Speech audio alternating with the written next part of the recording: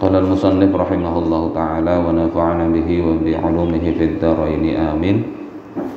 Wabda' bi fardhil 'aini thumma a'mal bihi thumma al-kitabi fa sunnati mutarattilah watba' bi ilmil fiqhi thumma usulihi thumma al-bawaqi ra'in tadrijan bila.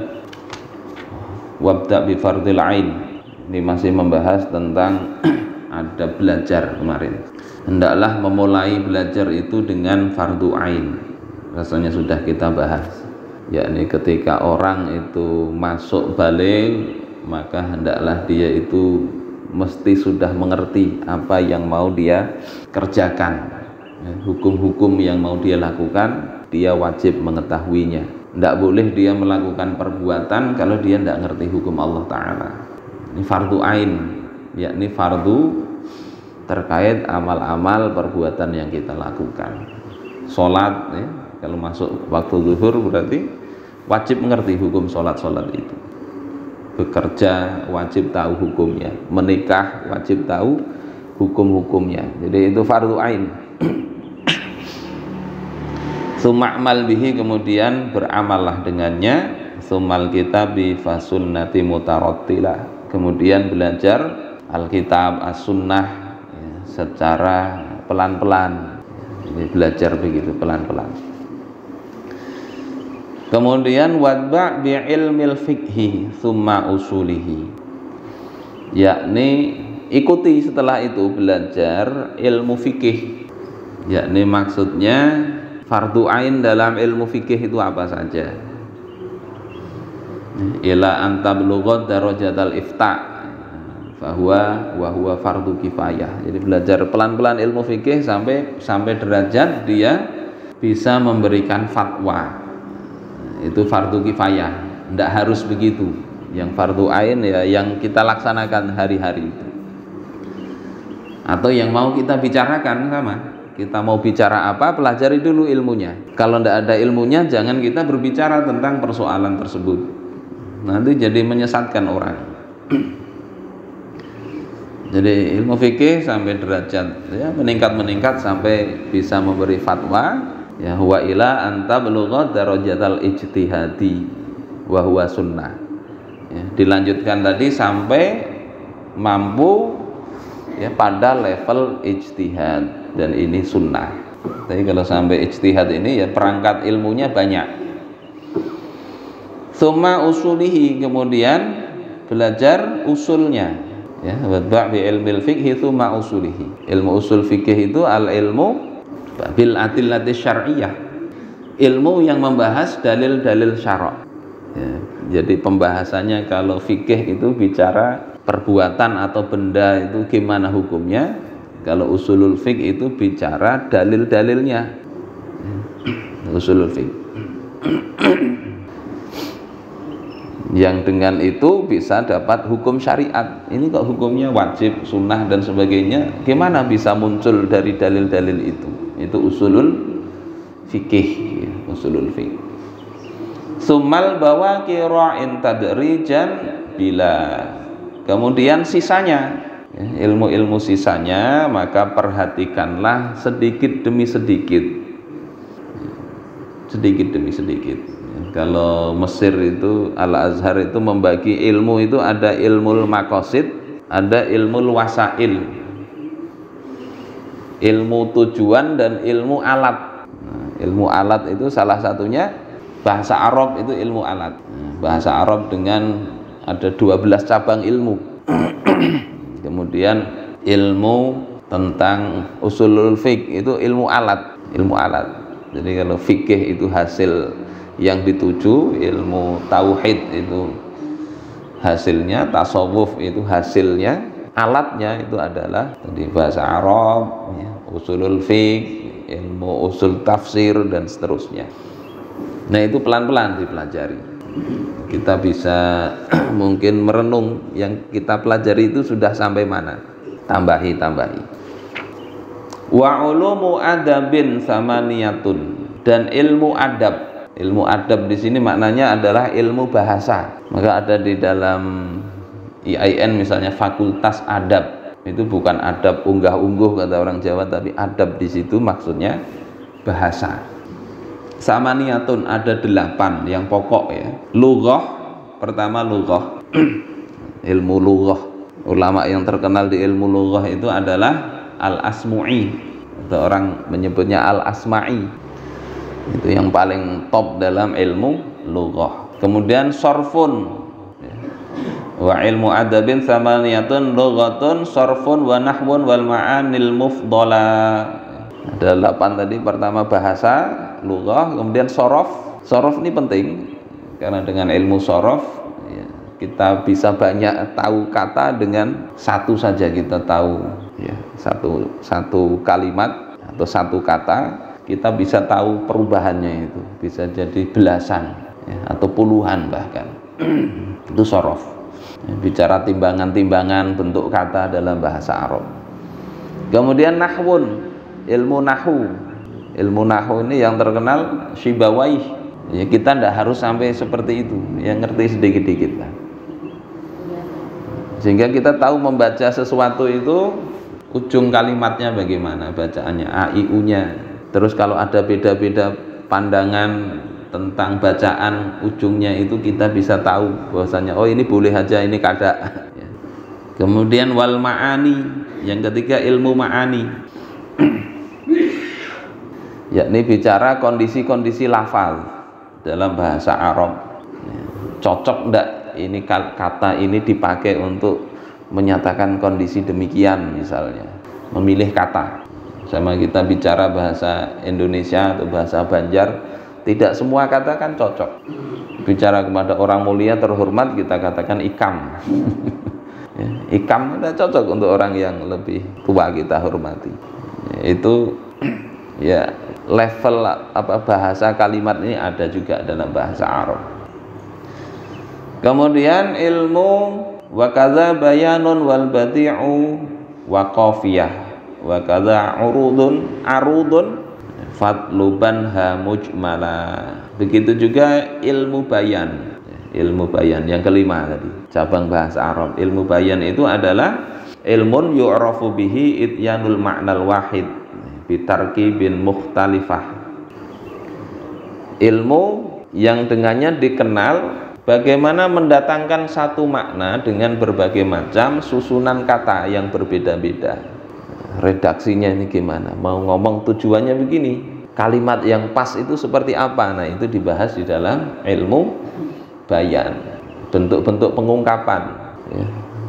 Ada yang ringkas, ada yang panjang. Nah itu di dalam Al-Quran ya, banyak contoh-contohnya. Itu bahasan ilmu bayan. Kemudian bati', yang ke berapa bati' ini? Yang ke-6,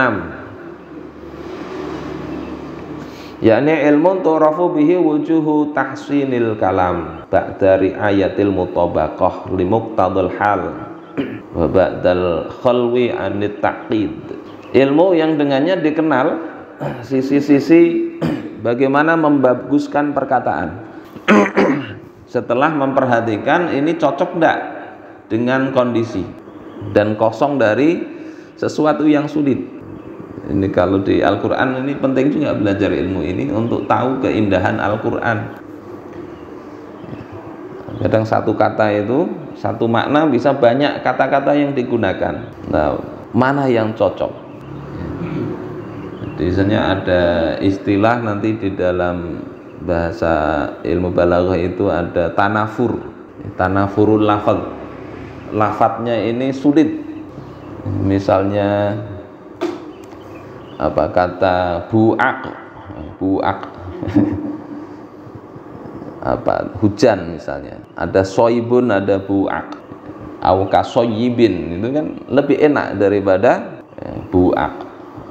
Terus ada misalnya tilka idzan qismatun dhiza, kata dhiza memang agak berat padahal maknanya itu jair, sewenang-wenang, tapi kalau diganti tidak cocok. Nah ini pilihan kata, pilihan huruf mana yang cocok dengan kondisi.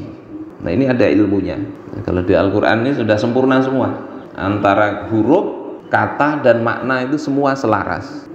Misalnya An-Nas dengan Al-Bashar sama. Tetapi ketika bicara rasa was-was di Al-Quran itu kan semuanya banyak huruf sinnya. Qul a'udzu birabbin nas, malikin nas, ilahin nas, min syarril waswasil khannas, alladzi yuwaswisu fi sudurin nas, minal jinnati wan nas. Ini pilihan katanya pas. Misalnya diganti An-Nas dengan Al-Bashar, enggak cocok. Qul a'udzu birabbil bashar. Kan enggak cocok. Rasa was-was itu banyak ke arah huruf sin di situ, cocok itu. Maknanya bisa sama tapi rasanya berbeda. Di dalam Al-Qiyamah misalnya ada itu. Kalla idza balaghatit taraqi wa qila man raqa wa dhanna annahu al-firaq. Banyak huruf qaf di situ. Suasana di situ tergambar, yakni kalau dilihat maknanya sekali-kali tidak. Ketika nyawa itu sudah sampai tenggorokan, kemudian dikatakan kepadanya, man raqa, siapa yang bisa menyembuhkan? Ini kan kondisi orang sekarat nih, nyawa sudah sampai tenggorokan itu, dan menggunakan pilihan kata banyak huruf qaf. Nah ini ilmu bahasa Arab begitu. Jadi tergambar, tidak tahu maknanya sekilas itu suasananya muncul, bagaimana menggambarkan orang sekarat itu. Jadi itu ada ilmunya dalam bahasa Arab ada. Jadi luar biasa Al-Quran itu. Tiap huruf itu loh, pilihannya pas dengan maknanya. Nah ini untuk berbicara begitu kan sulit, makanya manusia ya tidak bisa membuat yang semisal Al-Quran. Tapi level tadi kan bisa ditingkatkan, memilih kalimat. Itu ilmu badi' ya. Kemudian yang ketujuh qafiyah. Qafiyah itu ilmu tentang apa? Ilmu tentang ma'rifatu akhiril bait. Nah, ada bait-bait ini ujungnya apa? Nah, ini ada ilmunya. Kalau pantun itu kan ada ujung-ujungnya ini kan. Apa misalnya bikin pantun, jaga sembung naik ojek, nggak nyambung jack misalnya. Ujung-ujungnya sama ini ya. Nah itu ada ilmunya. Kemudian wakadha arudun fatluban hamujmala. Begitu juga ilmu arud. Ilmu arud itu ilmu tentang timbangan-timbangan syair. Nah ini yang meletakkan ini gurunya Imam Al-Asmu'i dan Imam Syibawayh, namanya Al-Khalil bin Ahmad Al-Farahidi. Itu yang pertama kali bikin ilmu arud ya, sampai dianggap oleh masyarakat ini gila ini. Kayak kurang waras karena banyak bikin wazan tentang syair, bahar-bahar dalam ilmu syair, ilmu tentang lagu sebetulnya ini. Kemudian itu 8 sudah ya. Jadi lughah, shorof, nahu, ma'ani, bayan, badi', qafiyah, arud. Yang kita banyak pelajari kadang cukup 3 itu ya. Apa namanya? Nahu, shorof, dan bayan, badi', ma'ani ini di balaghah. Jadi 6 biasa di. Cuma belajar ini harus lancar dulu baca Al-Qur'annya. Ya, kalau belum nanti ya sulit. Kemudian wa furu'uha insya'u nathrin wa nidhamin wan nidhami wa muhadarat ya, wal khutut fa ajmala. Cabangnya ilmu insya. Jadi 8 tadi, 9 insya. Kemudian nasr, kemudian nadham, kemudian muhadarat, kemudian khutut, khat atau tulisan. 13 cabang ilmu bahasa Arab. Kemudian musannif mengatakan la taghtarir bi wuqu'i ahli zamanina fi mantiqin summal kalami tawagghala. Jangan engkau tertipu wahai saudaraku bi wuqu'i ahli zamanina, dengan terjerumusnya ya, orang-orang di zaman kita fi mantiqin, di dalam ilmu mantik. Jadi ilmu mantik kalau menurut penulis kitab ini tidak usah dalam-dalam. Sumal kalam, kemudian ilmu kalam, ilmu perdebatan. Walaupun ini di masalah tauhid kadang muncul ilmu kalam. Jadi jangan tertipu, belajar ilmu itu tawaghala secara dalam-dalam. Jadi kalau ilmu itu tidak usah terlalu mendalam. Tapi kata musannif di sini yang mensyarah kitab ini, bal utlub ilmal mantik alladzi la yastaghni anhu. Tapi ambil, pelajari secukupnya aja. Secukupnya ilmu mantik atau logika dan ilmu kalam itu. Tali akhi Ihya Ghazali tanal fihi syifa min kulli da'in a'dala. Bait berikutnya, perhatikan wahai saudaraku, kitab Ihya-nya Imam Al-Ghazali. Tanal fihi syifa, maka engkau akan dapatkan obat min kulli da'in a'dala, dari setiap penyakit yang sulit disembuhkan, obat hati. Maka ini beberapa ilmu yang mungkin ya bisa kita pelajari.